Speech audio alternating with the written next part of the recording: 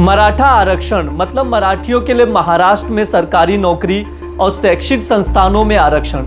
इसको लेकर महाराष्ट्र में व्यापक विरोध प्रदर्शन के बीच हिंसा भड़क उठी है। प्रदर्शनकारियों ने एनसीपी नेता अजित पवार गुट के विधायक प्रकाश सोलंके के घर और दफ्तर पर पथराव किया। आगजनी की भी घटनाएं सामने आई हैं। सरकार ने महाराष्ट्र के कई जिले में कर्फ्यू लगा दिया है। रिपोर्ट्स की माने तो मंगलवार को एक महिला समेत कुल 9 लोगों ने आत्महत्या कर ली। इस मांग को लेकर पिछले 42 सालों में 50 से ज़्यादा लोगों की जान जा चुकी है। सबसे पहली मौत इस आंदोलन को शुरू करने वाले नेता अन्ना साहेब पाटिल की थी, जिन्होंने सरकार की अनदेखी से नाराज होकर 1982 में खुद को गोली मार ली थी। नमस्ते, मेरा नाम रिज द्विवेदी है। आप देख रहे हैं इंडिया.com। शुरू से शुरुआत करते हैं। बात 1997 की है। मराठा आरक्षण के लिए पहला बड़ा आंदोलन मराठा महासंघ ने शुरू किया।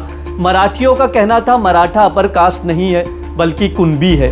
कुणबी यानी जो खेती किसानी समुदाय से आते हैं। फिर आता है साल 2008। मराठा आरक्षण को शरद पवार का समर्थन मिला। इसके बाद 25 जून 2014 में पृथ्वीराज चौहान की सरकार ने सरकारी नौकरियों और शैक्षिक संस्थानों में 16% आरक्षण दिया। मामला बॉम्बे हाई कोर्ट पहुंचा। कोर्ट ने आरक्षण पर रोक लगा दी। इसके चलते स्टेट बैकवर्ड क्लास कमीशन का गठन किया गया। कमीशन ने आरक्षण की सिफारिश की। 16% आरक्षण का प्रस्ताव पारित हो गया। इस कानून को बॉम्बे हाई कोर्ट में चुनौती दी गई। कहा गया कि यह सुप्रीम कोर्ट के उस फैसले का उल्लंघन है जिसमें कहा गया है कि किसी राज्य में 50% से ज़्यादा आरक्षण नहीं दिया जा सकता। हाई कोर्ट ने आरक्षण पर रोक लगा दी। सुप्रीम कोर्ट की 5 जजों की संविधान पीठ ने भी मराठा आरक्षण को असंवैधानिक करार दिया। सुप्रीम कोर्ट ने किस आधार पर मराठा आरक्षण को असंवैधानिक करार दिया था वो भी जान लीजिए। साल 1991 की बात है। तब केंद्र में कांग्रेस की नेतृत्व वाली पीवी नरसिम्हा राव की सरकार थी। सरकार ने आर्थिक आधार पर जनरल कैटेगरी के लिए 10% आरक्षण देने का आदेश दिया। इस आदेश को इंदिरा साहनी ने चुनौती दी।